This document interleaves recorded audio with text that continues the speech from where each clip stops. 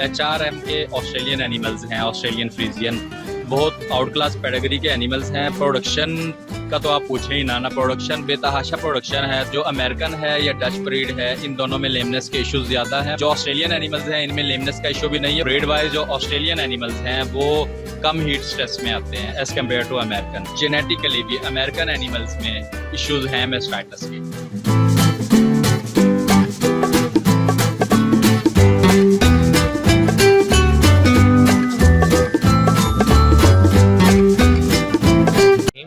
अस्सलाम वालेकुम व्यूवर्स, जो फार्म है ये ऑस्ट्रेलियन फ्रीजियन का ही है और इसमें कुछ एनिमल्स इन्होंने हैं जो वो डाले हुए हैं एपी कैटल से अमेरिकन। सो ये डॉक्टर साहब हमारे साथ डॉक्टर फैसल साहब, तो ये आपको थोड़ा सा तारफ़ कराएंगे अपने फार्म्स का और अपना बारे में थोड़ा सा। बिस्मिल्लाहिर्रहमानिर्रहीम। मेरा नाम डॉक्टर फैसल यामीन है। मैं शादीन डेयरी फार्म पे एज ए डेयरी मैनेजर काम कर रहा हूँ। अच्छा डॉक्टर साहब, मैं बेसिकली आपको थोड़ा सा इनके फार्म का ओवरव्यू देना चाह रहा हूँ। डॉक्टर साहब ज़रा ये बताइएगा कि आपके पास टोटल हार्ड स्ट्रेंथ कितनी है और इसमें कितने ऑस्ट्रेलियन एनिमल्स हैं और कितने अमेरिकन? ये हमारे पास टोटल जो हर्ड स्ट्रेंथ है 150 की हर्ड स्ट्रेंथ है टोटल, यंग और यंग स्टॉक मिला के हीफर्स ग्रोवर सब। जो ऑस्ट्रेलियन एनिमल्स हैं वो हमारे पास 20 हैं। बाकी जो जितने भी हैं वो रिमेनिंग जो है ना हमारे पास अमेरिकन एडल्ट्स हैं। अगर हम टोटल ऑस्ट्रेलियन की बात करते हैं तो उनमें हीफर्स भी हैं हमारे पास, तो तकरीबन हमारे 35-40 एनिमल्स जो है ऑस्ट्रेलियन बन जाते हैं, यंग स्टॉक और एडल्ट्स मिला के। जो बाकी हैं वो अमेरिकन हैं, उनके बच्चे हैं और एडल्ट एनिमल्स हैं। ठीक हो गया। यहाँ पे एक स्पेशल बात ये भी है कि यहाँ पे बेसिकली जो ऑस्ट्रेलियन एनिमल्स हैं वो HRM डेयरी से ही ये इंपोर्ट किए हुए हैं। तो मैं भी as a farm manager HRM पे काम कर रहा हूँ। तो डॉक्टर साहब ये बताइएगा कि उन एनिमल्स की परफॉर्मेंस आप एज़ कम्पेयर टू अमेरिकन जो आपने परचेज़ किए हैं, तो ये थोड़ा सा प्रोडक्शन के रिलेटेड और रिप्रोडक्शन और ये थोड़ी सी आप उसका कंपेरिजन बताइएगा कि उसमें क्या आपने देखा। देखें, जो HRM के ऑस्ट्रेलियन एनिमल्स हैं, ऑस्ट्रेलियन फ्रीजियन, बहुत आउट क्लास पेडिग्री के एनिमल्स हैं। प्रोडक्शन का तो आप पूछें ही ना, प्रोडक्शन बेतहाशा प्रोडक्शन है। 36 की एवरेज ये दे जाते हैं। 38 पे भी हमने फर्स्ट लैक्टेशन में एवरेज ली है। देखें, एनिमल हाई प्रोड्यूसर है, इनमें थोड़ा बहुत जो है ना ब्रीडिंग का प्रॉब्लम है, लेकिन वो भी ऐसा नहीं है कि बिल्कुल ब्रीडिंग होती ही नहीं है। आप 90% 80% तक जो है ना आप कंसेप्शन ले जाते हैं ऑस्ट्रेलियन एनिमल से, जो HRM से हमने परचेज़ किए हुए हैं। अच्छा बॉडी पोस्चर है, ओवरऑल एनिमल जो है ना इम्यूनिटी वाइज बहुत अच्छे हैं, लेमनेस का इशू नहीं है। ठीक हो गया डॉक्टर साहब। ये बताइएगा कि आपने ऑस्ट्रेलियन में और जो अमेरिकन आपने एनिमल लिए हैं, क्योंकि आजकल हीट का स्ट्रेस काफ़ी है, तो हीट स्ट्रेस के में आपने क्या डिफरेंस देखा है दोनों ब्रीड्स में? तो जो नॉर्मली क्वेश्चन आता है कि जी अमेरिकन है वो ज़्यादा गर्मी महसूस करवाती हैं और जो ऑस्ट्रेलियन है वो कम मनाती हैं, तो आपने बेसिकली ये डिफरेंस इनमें देखा है कि ये वैसे लोग बातें करते हैं? देखें, हीट स्ट्रेस में ओवरऑल अगर हम बात करें एक एनिमल की या एनिमल ब्रीड की बात करते हैं, ओवरऑल जो है ना डिफरेंट फैक्टर्स इन्वॉल्व होते हैं हीट स्ट्रेस में। देखें, आप हाई प्रोड्यूसर है, उसको आप ज़ाहिर बात है कॉन्सनट्रेट फीड ज़्यादा दे रहे हैं, वो हीट स्ट्रेस फील करेगा एनिमल। लेकिन अगर ब्रीड वाइज हम कंपैरिजन करते हैं, जस्ट एक फैक्टर ब्रीड का हम उठा के डिस्कस करते हैं, तो ब्रीड वाइज जो ऑस्ट्रेलियन एनिमल्स हैं वो कम हीट स्ट्रेस में आते हैं एज़ कम्पेयर टू अमेरिकन। ठीक हो गया डॉक्टर साहब। तो ये बेसिकली डिफरेंस बताने का मकसद यही था कि मैं भी यहाँ पे ऑस्ट्रेलियन पे काम कर रहा हूँ, पहले अमेरिकन पे भी काम किया है, तो हीट स्ट्रेस में इनका काफ़ी डिफरेंस है। अच्छा डॉक्टर साहब, एक तो ये हीट स्ट्रेस का डिफरेंस है। अगर मैं हेल्थ की बात करूँ, क्योंकि बेसिकली जो इकोनॉमिकली आपकी फार्म पे कॉस्ट है मेडिसन का प्लस हेल्थ स्टेटस है एनिमल का, तो उसमें आपने क्या फील किया कि इनका हेल्थ स्टेटस कैसा है? डॉक्टर साहब, इनमें हेल्थ वाइज जो है ना ऑस्ट्रेलियन एनिमल्स जितने भी जो HRM से आए हैं, हेल्थ वाइज बहुत अच्छे हैं, इम्यूनिटी वाइज बहुत अच्छे हैं, लेमनेस के इश्यूज़ नहीं है। डेयरी में सबसे जो मेजर प्रॉब्लम आ रहा है वो लेमनेस का आ रहा है। लेकिन जो अमेरिकन है या डच ब्रीड है, इन दोनों में लेमनेस के इश्यूज़ ज़्यादा हैं, बल्कि उनमें कैजुअलिटीज़ भी लेमनेस के इश्यूज़ की वजह से होते हैं। जो ऑस्ट्रेलियन एनिमल्स हैं इनमें लेमनेस का इशू भी नहीं है, और डिज़ीज़ अटैक्स उस सीवियरिटी से नहीं आते जैसा अमेरिकन पे आ जाते हैं या डच पे आ जाते हैं। इम्यून वाइज ओवरऑल बहुत अच्छे एनिमल्स हैं, इम्यूनिटी स्ट्रॉन्ग है इनकी एज़ कम्पेयर टू अमेरिकन और डच। ठीक हो गया डॉक्टर साहब। ये तो बेसिकली थोड़ा सा डिफरेंस था कि ऑस्ट्रेलियन और अमेरिकन एनिमल्स में क्या डिफरेंस है। अगर एक एक और बेसिक सा डॉक्टर साहब क्वेश्चन है कि आपने इन एनिमल्स में मस्टाइटिस का क्या डिफरेंस फील किया है कि कितने % होती है, या अमेरिकन में ज़्यादा है या कि आपको ऑस्ट्रेलिया में ज़्यादा फेस करनी पड़ रही है? देखिए वो मेस्टाइटस में भी डिफरेंट फैक्टर्स आ जाते हैं, लेकिन अगर हम ब्रीड वाइज देखें अमेरिकन एनिमल्स जो भी इंपोर्ट हुए हैं बाहर से, हमने प्रोफार्म से भी एनिमल लिए हैं, हैप्पी कैटल से भी लिए हैं, और जेनेटिकली भी अमेरिकन एनिमल्स में इश्यूज हैं मेस्टाइटस के। बाकी जो ऑस्ट्रेलियन एनिमल है उनकी एक तो प्रोडक्शन भी ज़्यादा है, हालांकि प्रोडक्शन जो हाई प्रोड्यूसर एनिमल होता है उसमें मेस्टाइटस के इश्यूज ज़्यादा आने चाहिए, लेकिन ओवरऑल अगर कंपैरिजन करें तो जो ऑस्ट्रेलियन एनिमल हैं उसमें मेस्टाइटस के इश्यूज बहुत रेयर हैं। बाकी कुछ मैनेजमेंट की वजह से अगर आ जाते हैं वो एक अलग चीज़ है, वो एक अलग साइड है कि आपकी मैनेजमेंट अगर फेलवर है उसकी वजह से आ जाए, वो अलग है। लेकिन ब्रीड वाइज जो है ना मेस्टाइटस के इश्यूज ऑस्ट्रेलियन एनिमल्स में कम हैं अमेरिकन और डच की निस्बत।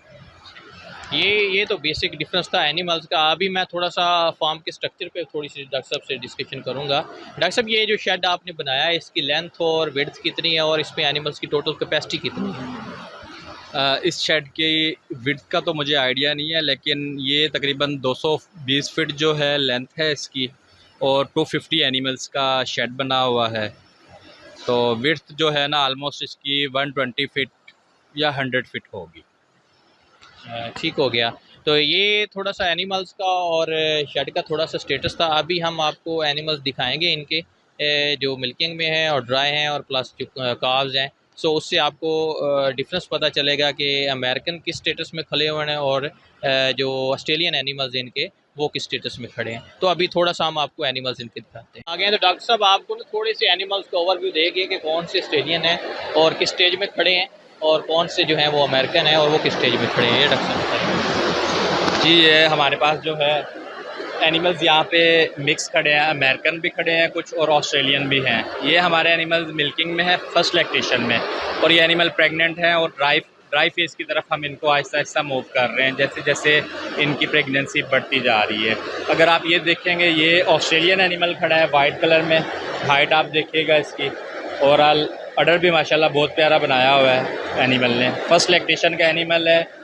इस टाइम ये कोई 300 डेज़ इन मिल्क प्लस में है और 42, 40, 41 की एवरेज दे रहा है, 300 days plus days in milk पे। ये हमारे अमेरिकन एनिमल्स खड़े हैं, ये ब्लैक एंड वाइट में फर्स्ट लैक्टेशन में है ये भी। तो अब जो है ना नेक्स्ट सेकंड लैक्टेशन में जाना है, मिल्किंग में है स्टिल। ये देखिएगा, ये अमेरिकन कुछ खड़ी हैं।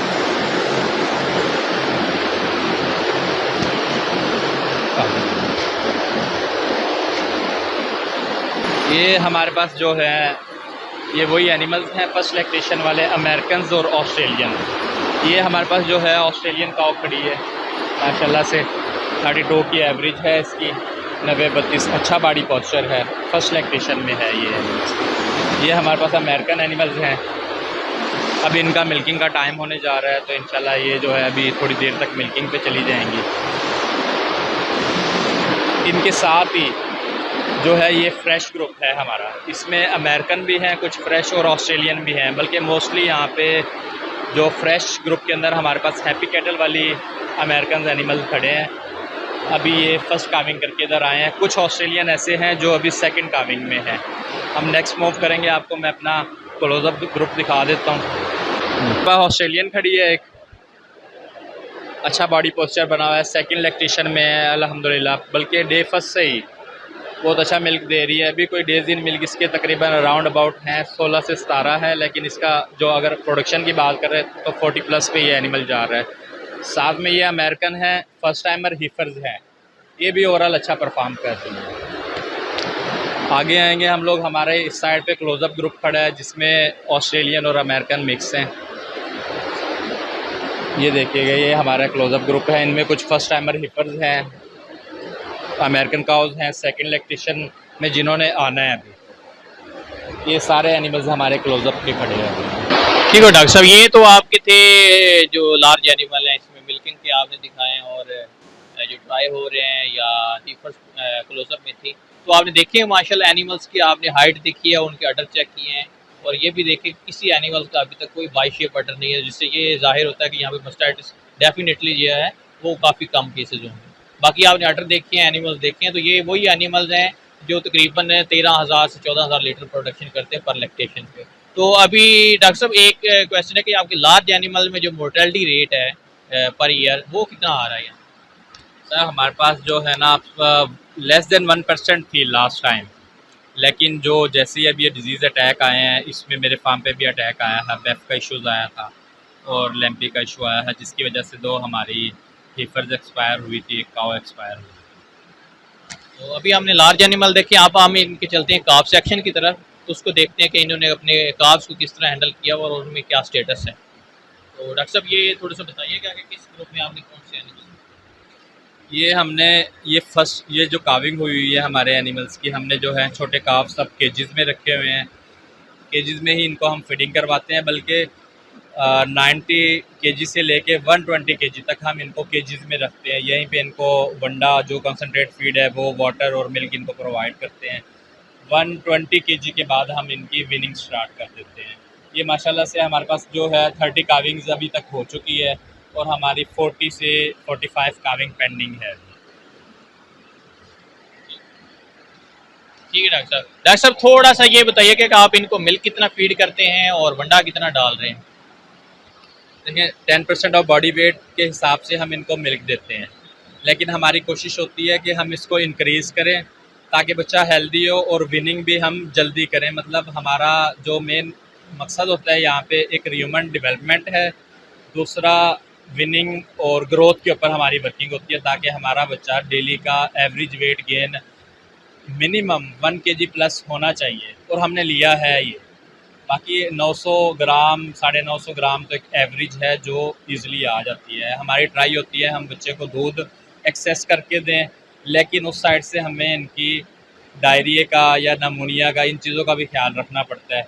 वो फिर हम उस हिसाब से मिल्क एडजस्ट करते रहते हैं, लेकिन ट्राई हमारी यही होती है कि हम बच्चे को जो है ना विनिंग जो टाइम है, आप ऐसा भी कर सकते हैं, दूध अच्छा दें, दूध की क्वांटिटी बढ़ाएं, डायरिया वगैरह को कंट्रोल रखें, हेल्थ के इश्यूज़ इनके आप कंट्रोल रखें, तो ये आपको 70 डेज़ पे 90 kg वेट दे जाता है बच्चा।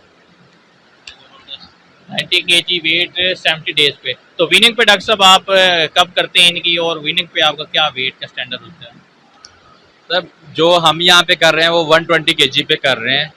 हम इनका वेट देखते हैं, हाइट देखते हैं और कंसनट्रेट फीडिंग देख लेते हैं। अगर हमारा बच्चा 1.5 kg से ज़्यादा वंडा खा रहा है, कंसनट्रेट ले रहा है, तब जाके हम इसकी विनिंग करते हैं। और साथ में हमने एक फैक्टर वेट का भी देखना होता है। या आप विनिंग करते वक्त बॉडी वेट और कंसनट्रेट की कंजप्शन देख लें, या आप उसकी हाइट को कम, कोई भी दो फैक्टर आप उठा लें, तीन फैक्टर होते हैं, एक उसकी एज, हाइट, चार फैक्टर होते हैं सॉरी, एक एज, एक हाइट, देन उसकी कंसनट्रेट की कंजप्शन क्या है और एज क्या है। इन चार में से आपने दो फैक्टर्स को कंसीडर करना है। अगर आपका बच्चा उन फैक्टर्स को फुलफिल कर रहा है तो आप विनिंग करवा सकते हैं। लेकिन 120 kg जो वेट है आइडियल वेट है और अच्छा वेट है, ताकि क्योंकि विनिंग में स्ट्रेस आती है बच्चे के ऊपर, हम वेट इतना ही ऑलरेडी गेन करा देते हैं। अगर स्ट्रेस आती भी है तो चलें वेट जो लॉस होना है वो थोड़ा कम हो, मतलब हम एक उस स्टैंडर्ड से डाउन ना हो जो विनिंग का एक स्टैंडर्ड होता है, तो इसलिए हम थोड़ा सा वेट ज़्यादा करके विनिंग करवाते हैं बच्चों को। ठीक हो गया डॉक्टर साहब, आपको अभी तक काफ्स में मोर्टेलिटी रेट क्या मिला है यहाँ। अल्हम्दुलिल्लाह जो मेरे पास काविंग ये हुई है, जो बच्चा हमारे पास ज़िंदा आया ना, अल्हम्दुलिल्लाह अभी तक तो कोई हमारे पास मोर्टेलिटी नहीं हुई। पिछले साल में हमारी काविंग्स हुई थी एनिमल्स की, उनमें हमारे 2 बच्चे एक्सपायर हुए थे। ज़बरदस्त। तो डॉक्टर साहब का काफ़ी अच्छा, बल्कि आइडियल से भी बेटर रिजल्ट है। तो अभी ये काफ्स का सेक्शन था, अभी इन्होंने कुछ बुल्स रखे हुए हैं, वो उनका आपको दिखाते हैं कि बुल्स के इन्होंने किस मकसद के लिए रखे हैं और कौन सी ब्रीड। ये इनके बुल्स का सेक्शन है, तो इसमें मुझे अभी फिल वक्त तो तकरीबन 5 बुल्स हैं। तो ये डॉक्टर साहब आपको बताएंगे कि किस मकसद के लिए रखे हैं और ये कौन कौन सी ब्रीड के हैं बुल्स। जी हमारे पास जो यहाँ पे टोटल 5 बुल्स खड़े हैं, जिनमें 4 बुल जो हैं हमारे पास ऑस्ट्रेलियन हैं, जो HRM से एनिमल्स आए थे ऑस्ट्रेलियन जेनेटिक्स के। 4 बुल हमारे पास वो हैं, एक मैंने अमेरिकन रखा हुआ है। इनमें से हमने 2 बुल्स तो जो है अपने फार्म के लिए रखे हैं, लेकिन बाकी बुल्स हमने सेल करने हैं। ये इंशाल्लाह हम जो है करीब इनको सेल कर देंगे। चलें, ये बेसिक इनके बुल्स थे जो उन्होंने कुछ ब्रीडिंग के लिए रखे हैं, कुछ सेल पर्पज़ के लिए रखे हैं। अभी हम जो लास्ट सेक्शन है वो हीफर्स का है, तो हीफर्स के रिलेटेड डॉक्टर साहब से पूछते हैं कि इन पे इनका क्या प्रोटोकॉल है।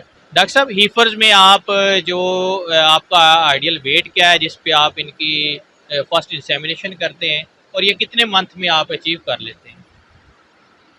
देखें सर, जो अभी लास्ट एक्सपीरियंस जो हमारी पिछले साल की हीफर्स थी, अगर हम उनकी बात करें, उनमें मैंने 9 से 10 महीने पे 380 केजी बॉडी वेट अचीव किया है। 9 से 10 महीने में 11वें महीने में हमने उनको इंसेमिनेशन कर दिया है, और उनमें से काफ़ी सारी हीफर्स ऐसी हैं जो प्रेग्नेंट हुई हुई है, और उन प्रेग्नेंट हीफर्स का वेट 550 650 के 550 केजी वेट है उनका, और प्रेगनेंसी उनकी 5 से 6 मंथ की है। ओवरऑल जो है अल्हम्दुलिल्लाह हम हीफर्स में बहुत अच्छा वेट गेन कर रहे हैं। तो इंशाल्लाह फर्दर भी हमारे जो बच्चे आएंगे उनको भी हमारी ट्राई होगी कि हम उनको कम टाइम में ज़्यादा वेट गेन करें, और उनकी जो है ब्रीडिंग के स्टैंडर्ड्स पे हम पूरा उतर के उनको इंसेमिनेशन करें। चला डॉक्टर साहब का तकरीबन काम मैंने भी देखा है, माशाल्लाह बहुत ज़बरदस्त है। सभी सेक्शन के एनिमल्स जो हैं वो बेहतरीन हैं। तो ये बेसिकली एनिमल का जो यहाँ पे इंट्रोडक्शन था, और कुछ डॉक्टर साहब से इंफॉर्मेशन थी जो आपसे शेयर की है। मज़ीद इस तरह की अगर आपको कोई इन्फॉर्मेशन चाहिए हो तो आप मुझे इनबॉक्स कर सकते हैं। बाकी मैं इस फार्म से के कुछ दूसरे पार्ट्स की जो वीडियो है वो सेकंड पार्ट में इंशाल्लाह बना रहा हूँ, तो उस पर हम इसके बाद वो आपको नेक्स्ट वीडियो में मिल जाएंगे। शुक्रिया।